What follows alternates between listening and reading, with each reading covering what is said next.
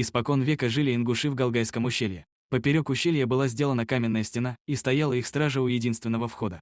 Начальником у входа был некий Пхигалбеарий. Стража и вся страна находились под управлением старшин, устанавливавших законы. Однажды пришла им в голову мысль: сколько ни живет на свете людей, у всех есть свои князья.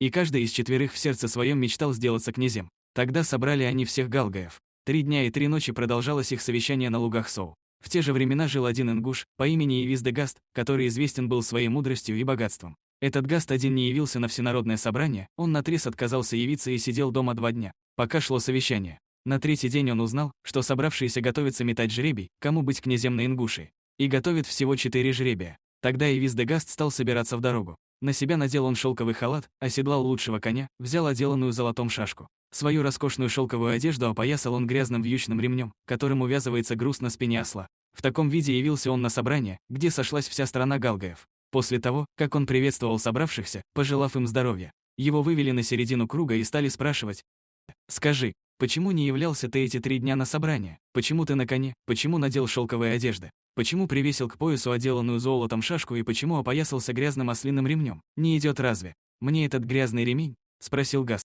«Как может идти ослиный ремень к шелковой одежде?» — отвечали собравшиеся. «Клянусь, как ослиный ремень к шелковым одеждам, так князь и раб не идет к ингушам», — воскликнул Гаст.